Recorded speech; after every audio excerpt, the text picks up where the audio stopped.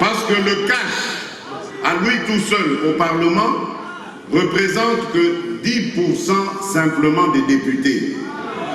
Or, au gouvernement, nous avons réussi à avoir 35% des ministres. Et la politique qui est menée de main de maître par le Premier ministre Sylvestre Ilunga Ilunkamba est celle que j'ai inspirée.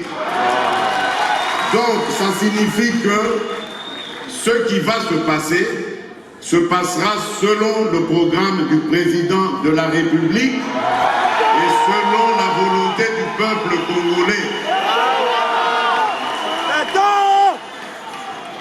Il n'y a donc pas à avoir honte à cela. Pour ceux qui veulent que justice soit faite, oui, justice doit être faite, mais pas n'importe comment. Moi qui vous parle, j'ai 1001 raisons de me venger sur tout ce que j'ai vécu dans ma vie. Et je ne vais pas, si je commence à le faire, commencer simplement avec nos amis du FCC. Dans ce cas, je dois reculer jusqu'aux années du régime du maréchal. Mais maintenant, je me pose la question de savoir si je me lance dans une telle entreprise, est-ce que je pourrais servir encore le Congo et les Congolais? Est-ce que j'aurai encore le temps de prêcher l'amour et l'unité? Je ne crois pas. Voilà pourquoi j'ai dit, je vais renforcer les pouvoirs de la justice. Je vais renforcer l'état de droit pour que la justice elle-même puisse s'occuper de ses concitoyens, du présent comme du passé de notre pays. J'avais dit à Bruxelles qu'on ne fasse pas de moi un dictateur. Je ne suis pas venu pour régler des comptes personnels. Je suis une institution, je suis le président de tous les Congolais, bon et mauvais. Et donc, il faut laisser aux institutions le soin de régler les problèmes du Congo. Nous voulons, et je pense que nous instaurons un jour un tribunal pénal pour les crimes commis au Congo. Et ce tribunal sera institué au Congo. Pas à La Haye, pas ailleurs, mais au Congo.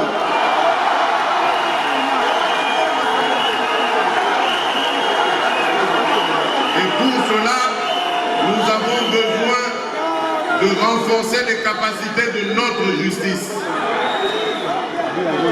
C'est elle et elle seule qui pourra dire le droit de manière convenable, de manière juste et totalement dénuée de tout sentiment.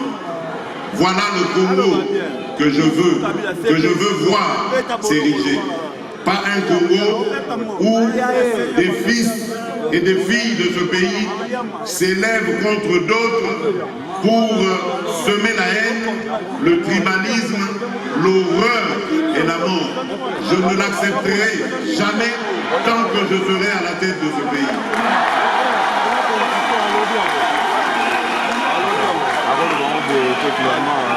Toujours dans ce que nous sommes en train de faire, il y a le côté infrastructure. Vous savez très bien que sans infrastructure viable, sans infrastructure développée, il n'y a pas moyen d'avancer dans notre pays. Il n'y a pas moyen d'en faire un havre de paix et de prospérité parce qu'il y aurait beaucoup de difficultés à produire, à évacuer nos productions et même à les exporter. Voilà pourquoi, dans le programme des 100 jours, que j'ai lancé avant l'entrée du gouvernement, j'avais privilégié le côté infrastructure.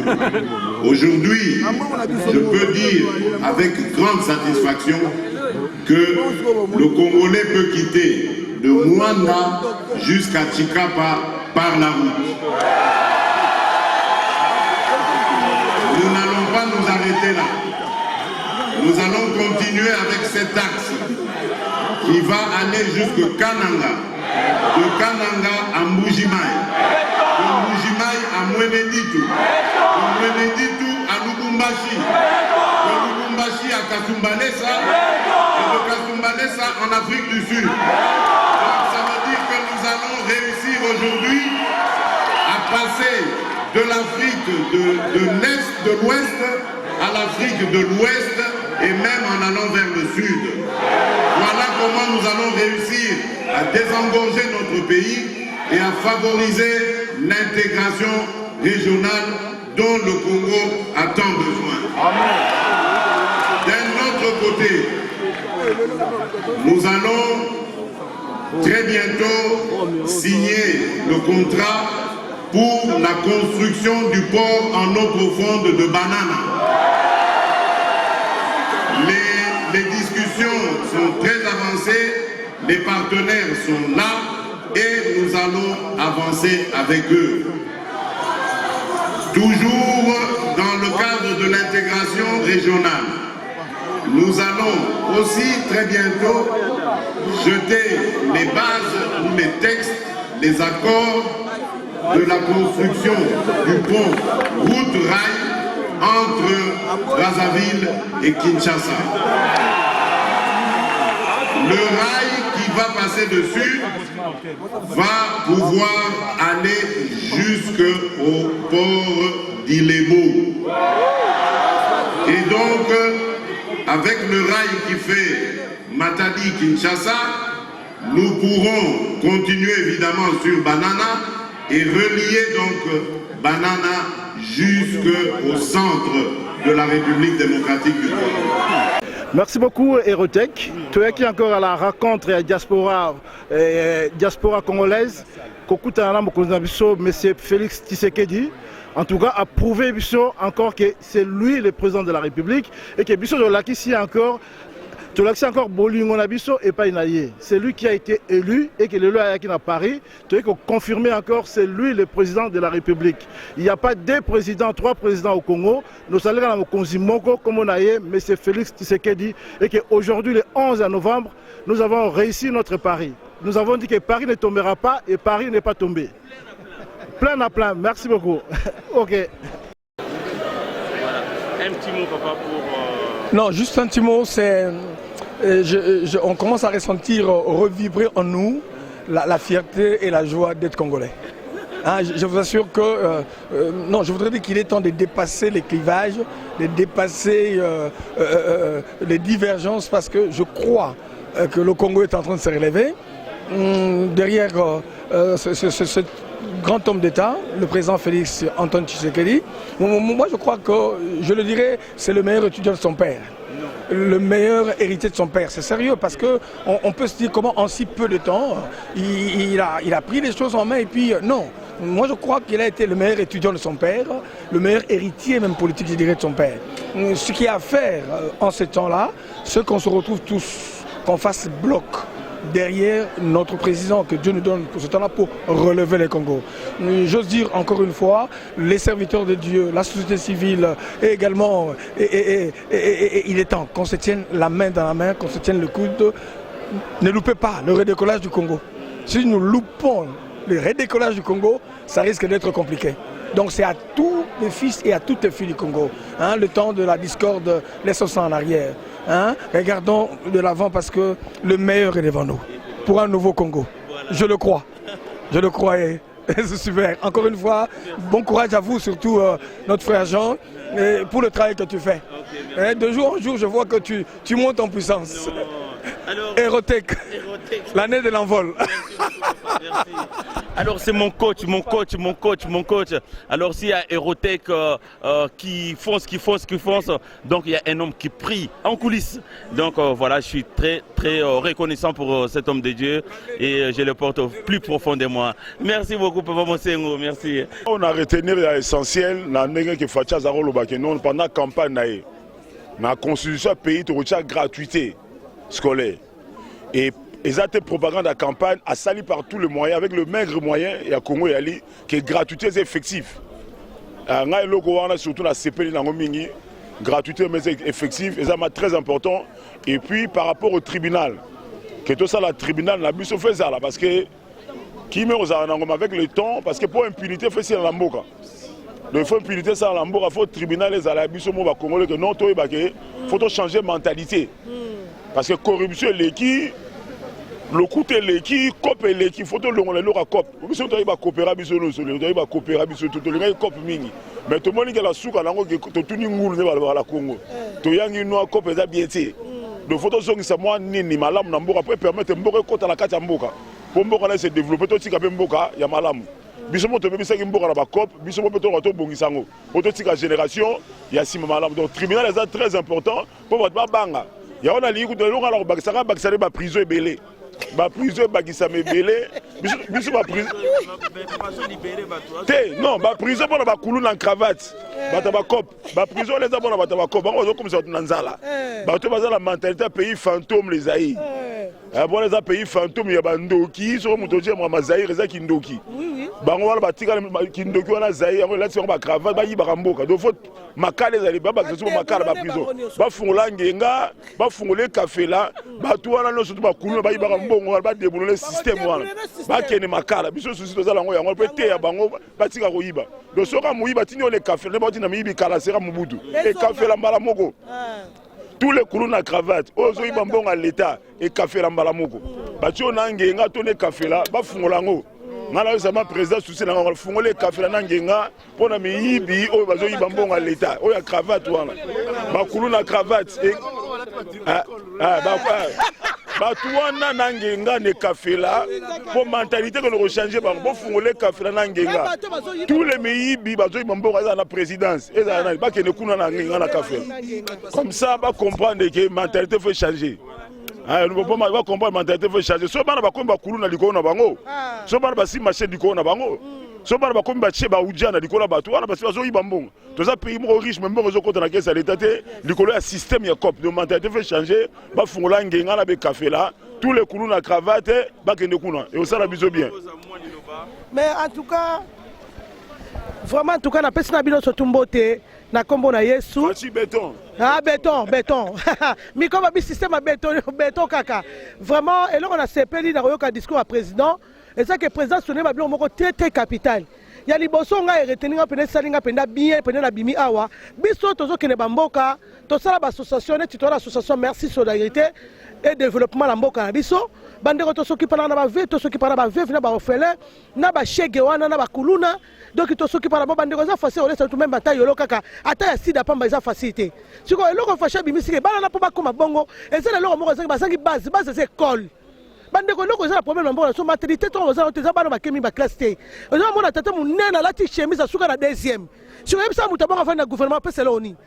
Alingi poste même na mutuma yele ya mukie alingi ba konza été yo papa ozala kata bureau vandi oyebi même pas ko beta ta ordinateur siko yebi sanga maternité mabe ya ozo mona bango bazo finga président de la république bazo finga fachi beton na maternité poto finga Macron par rapport objectif mo ke mboko zo ke na désordre o sa président solo mboka mamte mais ya uti ko kota 9 mois pamba baso di muto na kata mboka na biso mutako sabino to ba mais bato média bato nini ya comment s'appelle ba poto ba diaspora bokene Congo te lo teta okenda na hote ko ba bio ba radio trottoir ya bala pona linga mboka na ngama na uto voyager belé pour nini mboka na beso ya marsa pour nini passe na beso to la na président biso ko ba voyager biso sa ba président problème président problème na biso sa nini bato ba okende te ba nga ba sa ba propagande mabe biso to kena na mboka po pesa mutu temps to pesa chance mboke vanda ayena motema malamu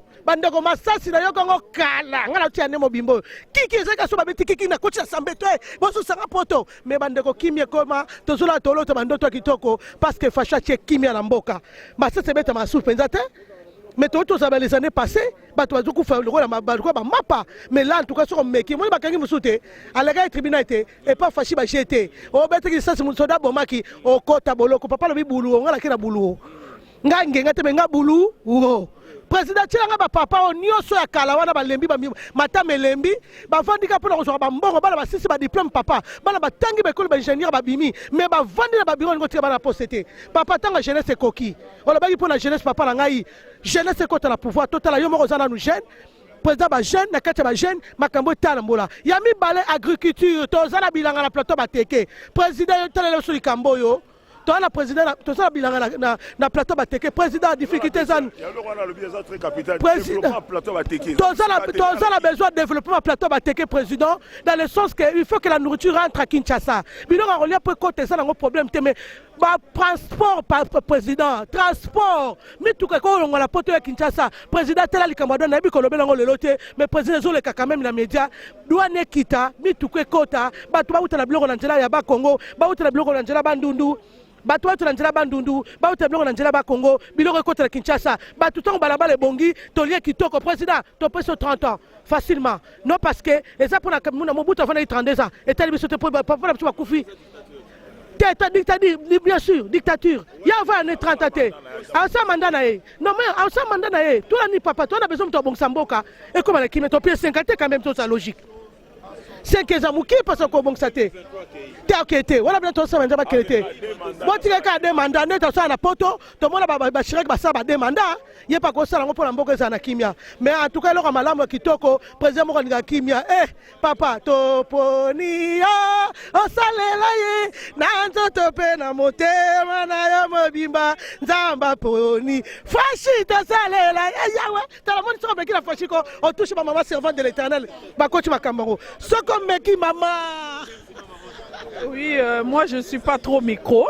Le qu'on a au Bakaka, to pesa chance, to pesa Fachi Beton chance, parce qu'il y a une idée moko kitoko.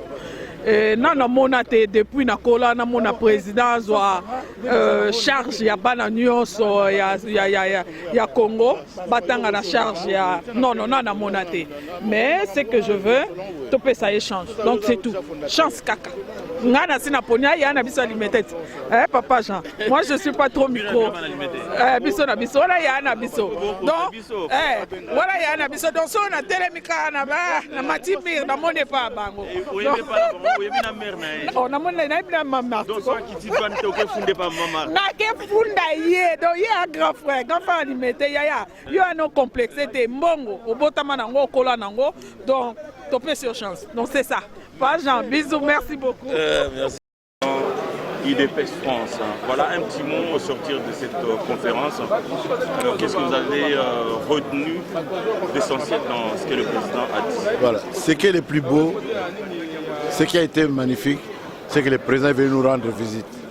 Mesdames et messieurs, bonjour ou bonsoir si vous êtes déjà en pleine nuit.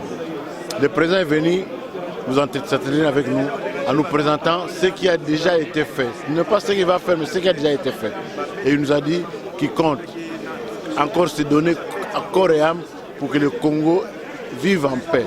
Pour que les Congolais vivent en paix, pour que le Congo soit un pays prospère. C'est pourquoi il mettra même sa vie en danger pour que le Congo puisse retrouver sa dignité, sa grandeur, son honneur et surtout sa paix, sa prospérité. Ça nous a fait chaud au cœur. Un président qui aime tellement le Congo et qui accepte de pouvoir payer les prix pour que, si c'est là le prix à payer, pour que le Congo puisse retrouver sa dignité, il est capable, il est prêt à le faire. En tout cas, merci beaucoup, ça a égayé tout le monde et tout Congolais qui est venu ici est dans la joie. Pourquoi? Nous avons retrouvé l'unité que nous avons perdue depuis longtemps. J'ai comme l'impression, ça c'est moi qui le dis, qu'un air nouveau s'ouvre au Congo maintenant. Voilà. Qu'un mode de vie nouveau va s'ouvrir. Que tous ces tracasseries, ou bien ces rancines, ou bien ces querelles du passé vont cesser. Petit à petit, nous allons cheminer à la paix et nous vivrons dans la paix, dans la sérénité, dans la sécurité. Merci beaucoup et au revoir. Image est là qu'ici, qu'est-ce qui s'est passé? En tout cas, depuis plus de 25 ans, la communauté congolaise dans la diaspora a refait l'habitude de pouvoir rencontrer le chef de l'État. Il est vrai qu'il y a eu une rupture pendant un très bon moment entre les institutions du pays et la diaspora. Mais ce type de rencontre ravive encore ces relations. Notre ambassade a été envahie. C'est l'ambassade qui était un lieu banni, mais les Congolais ont retrouvé l'amour de leur ambassade, ont retrouvé l'amour de l'institution à travers aujourd'hui la présence du chef de l'État. Donc l'UNC France est là, présente. Elle a travaillé dans la préparation de l'arrivée du chef de l'État et les fruits, vous l'avez vu, UNC, comme on le dit, Mopepasika. En tout cas, ce que nous avons à dire, nous de l'UNC France, nous sommes plus que satisfaits de cette rencontre avec le président de la République démocratique du Congo, son Excellence Félix Antoine Tshisekedi Tshilombo. Cette rencontre était vraiment nécessaire et très demandée par la diaspora de France, ainsi que d'ailleurs le président, qui est un homme proche du peuple. Là aujourd'hui, il a encore de nouveau prouvé. Il est venu à la rencontre de son peuple.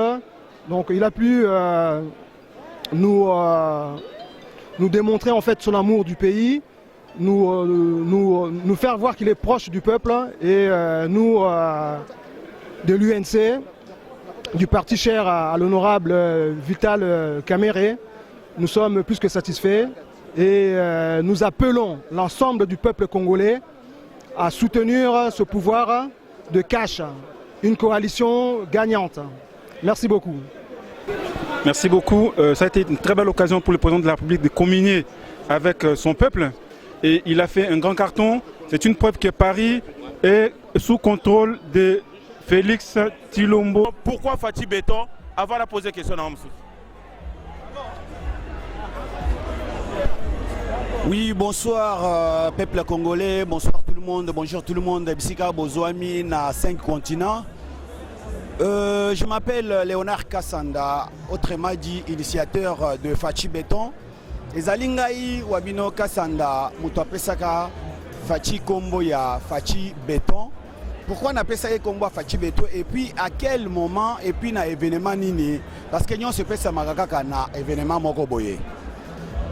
En tout cas, chef de l'État a lancé un programme il y a 100 jours. C'était le 2 mars. Le 2 mars, Ndegunabiso, Pacheli Mikobi, Oyebatunyo Subayebi, a lancé une marche moko ya soutien. Il y a chef de l'État, son Excellence Félix Antoine Tshilombo. À Paris, c'était le 30 mars. Et puis, il y a marche wana, ils allaient pour éclairer, Oyebazotika lana, Koyimayima, Oyalobinga, Mutunabimisa, Fachi Beton, Ongala Salaboye. Ils allaient pour éclairer peuple congolais clair et net. Nazali le seul initiateur ya Fachi Beton yango wana bomoni pe nasaleli yango association nangai Fachi Beton awa na poto pe na kati ya Congo Pambate.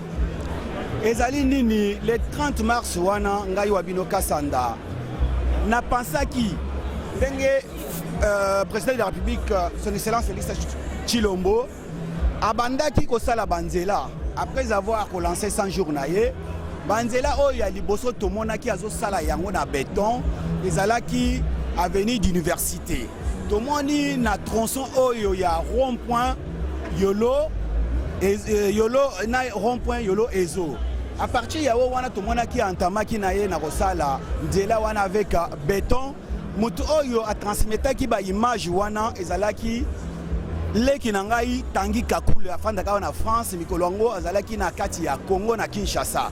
Yende moto akendaki kozuela ngai bilili wana, kozuela ngai ba photo et puis ba vidéo atindelaki ngai naza pe na ba preuve awa boye.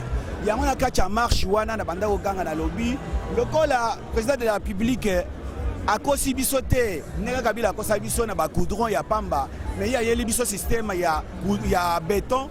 Yango wana lelo na pese kombo ya Fachi béton na lataka pe kaka boye ndenge bozomona ndenge na lataka toujours boye na lataka boye toujours ndenge style nanga ndenge zalaka toujours ya béton. Voilà ezali F nate o ya président de la République na lataka pe nzambala na ngai ka ndenge bozomona boye yango na marche wana yango nde na kriaka nazo crier à monde entier bazoyoka ngai, voire même conseiller à chef de l'État, entourage à chef de l'État, partager toute ma vidéo parce que nous en direct na Château Rouge. Bolunga Château Rouge, tobandaki wana, toke Barbès, sikoyo tolunga Barbès, toleki Château Rouge toke kosuka wapi na porte de Kinyancourt. Na banda ko ganga na to yembisa bato ambiance elekaki ngai makasi. Na moment wana nde bato nyonso bazwaki pe babandaki pe koloba fachi béton. Nazali na ba témoin bazali ebele na banzi bomonaki ba réaction. Oyo ndeko mususu abengi ngai alobi faut apporter ngai plainte. Makambo ngai moko kasanda na yebite alobi faut apporter ngai plainte parce que nazui kombo na ye. Ya ngai moko siko na laxie ke non loi na mboko existaka na kendake pa ambila pona kotala ke non kotalise ke non nazwaki harcèlement et pas ya mutu moko boye harcelaki ngai na tongo na 7h du matin soit disant azali avocat. Avocat ni na ko benga mutu na 6h na 7h du matin et puis un samedi. Donc ezali pasi bande ko ngai basi na mibali bayebi même temps on a ye awo bande ko nyonso bazoya ko yamba ngai pourquoi parce que bayebi ke na sali eloko makasi nazoki pe baku de file ya batu ebele partout ko ba encourager ngai ba lobake non to yebi kaka yo batu wana bazali ba opportuniste yango wana na kati wana na profiter ko lakisa bino association na ngai mikanda tout ezali bien na Kinshasa pe mikanda tout essaie bimaki nango na cabinet ya avocat ezali wana na okendele 14 nazo profiter pour na yebisabino ke na kozala na Kinshasa pour na kende ko evrer kuna le 14 décembre dans na kati ya kin mutu to akomona ki akoya ko adhérer aya ko adhérer ezali pour na ko aider bande na biso na ko yebisabino ke na ko yebisabino ke association na ngai Fachi Béton oya ngai oya bino ezouaki 10 personnes en charge. C'est-à-dire, ils ont 10 personnes, bah, jeunes moko 10, ils ont en charge qu'on a à Kinshasa. Bah, l'andaki formation, il y a 2 semaines. Formation les acquis na compte il y a agriculture au président de la République à la Saki. Donc, bah, vous avez aussi le vendredi passé. Bandeko, bah, moi, ni que toko aider bandeko, bah, qui chance à pour ta classe T, ou bien bandeko, bah, il a besoin, base à la former. Na secteur moko boye professionnel tozali prêt auto aider bandeko wana boya vraiment na ba aide na bino boya adhérer na mouvement oyo ngai moko nazali sincère nazali aventurier te yango na lobi na bino bandeko na ngai boya bo adhérer to aider mboka na biso ndenge chef de l'état ye moko asengaki poto kita na kati ya Congo voilà oyo nyonso na ko yebisa bino yango wana na bandeko na ngai na monde entier ndenge na uchi yebisa bino merci beaucoup bandeko na ngai na banzi boyoki ngai nazali le seul initiateur ya Fachi Béton awa na Paris et puis partout dans le monde. Moi côté à cause sabino que tous amis balé misato. Ezali lukuta, bazali ba opportuniste, balingi ba profiter derrière chef de l'État pour ba misala combo. Donc boya ba bien que ezali yangote. Ngai na landa chef de l'État na dépenser mbongo a poche na ngai pona sala biloko yo bozo mona awa boye. Ezali tana ngai nazali père de famille, nazali na 4 enfants na mwasi na ndako. Donc ce qui fait dire que non, na sala makambu ya aventure té. Et puis na melaka tek na po mutu mususu aloba ke non na melaka yango azolobela makambu na aventure na lobela na aventure te ezali aide. Voilà nazali na 2 associations awa na France et puis na Congo. Merci beaucoup ndeko na ngai grand journaliste Erotech pona parole oyo pesingai. Merci beaucoup. Voilà, en tout cas, merci beaucoup papa puisque beaucoup de sont en confusion mon boy donc tous ba sauter ba Fachi Béton. Alors on a évité bon Nzambega ye nde ayebi le fait que bozo sala pour na Congo ben bino tout bozana bienvenue sur sur l'espace congolais. Voilà. Donc alors ndeko yozana likambo loba alors to yokayo. Ok, bonjour ndeko nangai moni binonde bo lakisi que non Congo ezali véritable grand pays puisque bozo pesa information à source tozo zela lisusu te ba RTNC tozo zela rasoki ba 4 et 5 jours pour tozo information o eza information à la source neti boye to tiko soana mokonzi apesi biso vision na ye biso pe tondimi yango mais to revenir na likambo ande ko Fachi Béton moni eza regrettable pour na biso ba congolais ozomona eza regrettable mingi po l'air ndeko abimisi loko na ye oyo eza loko na ye kutute mais ezali loko mboka c'est-à-dire vision pour na soutenir mokonzi puisque awa na mboka po tozali esengeli mutu na mutu akanisela oni na okosala mpona mboka na biso Congo ekende liboso ye abimisaki bor na ye Fachi Beton juste ezali nango kombo mpona derrière kombo wana aza na vision na ye kosoutenir action oyo abandi déjà, c'est-à-dire aider les jeunes oyo balingi s'en sortir, donc assez abandi yango. Alors les gens balingi kaka bazwa kaka idée wana, balingi kaka bazwa même idée wana pour développer yango. Eza mabete, mais en soi il fallait bazala na projet, eza kaka kombote. Donc yango toujours le bana bango pour na kombo bazwa ta matete eza nango kombo bazwa nini kingasani eza nango kombo, mais action de toza nango besoin, toza besoin kombote. Merci en tout cas, donc to soutenir Ndeko biso. Merci. Allez. Bon. Obandi Obandi ou pas? Oui. Bon. Oui, voilà. Bon, et on va te mettre dans ce sens-là parce qu'il y a plus de lumière. Ici, là?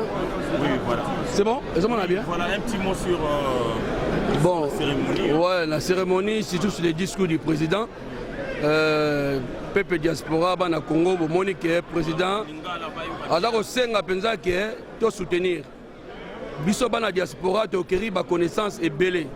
Tout ça, ma contact est belé. Ouverture Yangoyo, comme mes amis prophétiquement, que les fils congolais, les Congolais, Babiban Mboka, construit Mboka. Notre temps, la diaspora est commis. Yango, tant que prophète des nations, a rappelé Binoké. Les assos sont à blaguer, tant à raisonner, tant à s'investir, ma casse, résister les alliés. Azan et Bela Rolobaté, ton compagnie, le programme et le chef de l'État, toi, comme un accomplissement. Amen. Bonjour, je suis Olivier Junior Bidi. Je suis congolais, comme toutes les personnes qui sont ici sur place. Je vis en France, je suis entrepreneur. Et voilà, nous sommes là parce que nous avons décidé de venir rencontrer notre président. Vous savez, depuis Akomi Mokonzamboka, ça ferait bientôt 9 mois. Là, nous avons été. Alors, c'était un plaisir. Président. Ce qui est bien dans ces messages, j'ai senti de l'espoir, de l'espérance. C'est quelqu'un qui m'a vraiment rassuré au travers de son discours. J'aimerais inviter tous les Congolais. Je pense que Air Division et Cécilie, tout autour de notre président de la République, Congo Liboso. Congo eza mboka oyo, moi je le dis, l'équipe mboka nyoso. Kozala Congolais eza elengi. Congo eza mboka oyo, non la mona mboka okaya Congo te. Congolais, je vous invite, la division tout ça à part, tribalisme tout ça à part, religion tout ça à part. Tout autour du président. Et le monde est soumassi à Toroken de Liboso. Que le Sénat vous bénisse. Nous sommes sur Eurotech TV. Merci beaucoup, hein. Jean-Paul. Avec Maranata TV aussi. Ouais, voilà, hein? Allez, que le Sénat bénisse le Congo. Que le Sénat bénisse le Congo en tout cas. Voilà, merci beaucoup. Merci beaucoup. Au revoir. Et bien de bonnes choses à tous les frères et sœurs de Maranata. Merci beaucoup. Et mon pasteur Jean-Claude. Il est là avec moi. Ah, il est là, hein? Ouais. Ok, très bien. Franchement, je viendrai le voir. Fachi Beton, Salomon du Congo, l'homme du changement, simple comme bonjour, baudiqué comme Dieu, nécessaire pour le changement des peuples congolais. On peut tout avoir. Si on n'a pas changé notre mentalité, nous travaillons afin. Mais dernier mot, on a discours du président Lobby, j'ai compris que Bitumeza et Bandoki au président Lobby, bon, bah, télémina qui va investir dans Congo. Et le président a bel bien prononcé les mots de sorcier Bandoki. Et où tu n'as pas et où tu n'as pas président. Voilà. Yoka. Alors, balobi ngai mutu na influencer président. Balobi ngai mutu na tini président telemela bangunza. Batamfumu, bamandona, bambikudi, bazebola, bana ya banganga. Ok, rien, on est à l'avance car l'histoire du Congo, c'est le combat spirituel. Alors, je me réjouis pour le président Lobikela, Bitumbana Biso Eza Bandoki. Pour l'échapper, le président a confirmé l'identité Nazali, homme spirituel. Mais Baza déjà KO parce que Moutoua Bounara Nzambé a relongate. Nzamba sa Panzaki Bango na Genève. Azo continue ko panza bango na bakabal baza ko sala. Congolais, Congolaises, to bongo la mitema. Bokeba mingi bakomona kana na régime oyo. bakoko tati. En 3 mots, je peux dire, les Égyptiens FCC, catholiques et la Mouka, le jour à venir, bako dindana maille rouge, otokolo belabino, yangoana, Fati Béton. Merci chers internautes d'Erotech, président a tenir discours naïe, je vais vous résumer. Il a parlé d'abord sur donc son pouvoir, douter que pouvoir wana et outandengeni abi pouvoir aneza yé outi ya ba congolais. Et puis par rapport il y a bateau balobaki ke o ba betela ki o ba ke toko mona toko semer trouble pour investisseurs bayate. Bomoni président auti kolobaki akanisa ke bazalaka bandeko menzoka baza bandoki. Donc bandoki ya Congo mais à lobby déjà bah voyage à Sali, écoutez pas même 50 millions mais et ramener 1 milliard et quelques dans la caisse de l'État pour appuyer le programme où il y a gratuité et enseignement. Et puis par rapport à l'infrastructure, il y a un lobby qui est basé sur désengorger RDC, Kinshasa, Ekei, Ekoti, Nakasa, Ekei, Kasumbale, Sati, comme en Afrique du Sud. Donc vraiment, il fallait que ça pour mona pour yoka makambo eleki awa. Donc c'est-à-dire makambo eza bien. Bon s'inquiéter, le président a invité parce que lobby a participé à un forum. Donc accueilli et pas homologue de Macron. Et tout va bien ici. Bon moni salle comment ils ont archicom comment c'est makambo eleki très bien. Donc Fachi, c'est béton. Merci. Ouais bon Tozali Bomoni Jean Poye Kabeya Aerotech, le manager Aerotech Tube, il y a Zali Bosso, Tosali Moussala Bakassi, Tolamoka Tongo, qui est d'abord na Saint-Élysée dans Arc de Triomphe pour président Lingaoya Kontuno Yambaye, Yé Muntundeng Yazaki programme Macron à Saraki, Ezaki qui yende akoya ko allumer feu na le boulot ya soda inconnu. Alors si bah 8h et ça qui programme que yé mutoya pour allumer fait magaba président bazaki belé mais président Macron a ponaki ndeye pour aya mais en dernière minute mwana moto azali mwana moto mwana mayele mwana nzambe Saint-Esprit le kola tamu wana nzambe donc balobaka toujours que no tambola nazalena tozali ba avec les mi balé to tambola na nzela et que boulot ezali bon mona nzela te bokokweya. Mais il faut que mutu moraza na miso. Mais yelo ko razana mutu moraza na miso nde Seigneur Jésus-Christ, nde Saint-Esprit nde amonike akoko kena Arc de Triomphe te pour na ko allumer feu na 8h. Yé moko a changer esprit. A bengi Macron abi akoya soutien na Arc de Triomphe, bota la carabine moko place moko. O mazi nyo ba français ezana na Arc de Triomphe wana. Kindoki yo ezali wana. Ba formation ezali wana. Yelo ko la boya makamona ba formation. Abino na okende te akende pe kuna te. A pesika a promesse avec ça a oya gratuitement na salle. Donc mingi so lo bezalité et l'équipe bien boyoki bino moko président ndenge a lobby mwana mayele batumbi bazako finga ye atanga te mais boyoka discours angi na papier te mais azako tanga discours ozoka pendant vraiment ya moto mayele o koleka o bango bazako loba baza batu batanga mingi mais or ke baza ba voyou ba criminel mais yoka moto ndenge azako loba donc kodaka congolais so azali vraiment assuré na ndenge président apesi de jour na ye na ndenge assuré biso ba congolais bandoki tokanisaki bandoki batu nyonso wana bazali ba mozito ba fayulu tokasai bango nyonso bazali nde bandeko na biso congolais or ke baza bandoki effectivement baza bandoki pour c'est le diaspora za partager bolingo ezi soute amour ezate pona bango yango mingi ezate dere kuto komo kozonga na pesi mbote mingi na mama José Massavigny na pesi mbote na mama Roi mama ni na pesi mbote na tantine na ngai Dodo na ambassade ya Belgique na Bruxelles na pesi mbote na tantine na ngai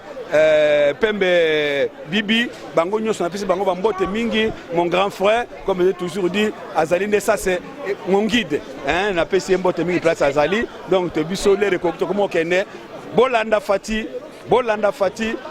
Tilombo Mopepe Asika bo moni bino moko ndenge ezali yoka son Passer Gili Solé ezala fils mokoko bo yoki bino moko bo moni bino moko ndenge France ndenge Paris yambi président akei moko lega Bruxelles pas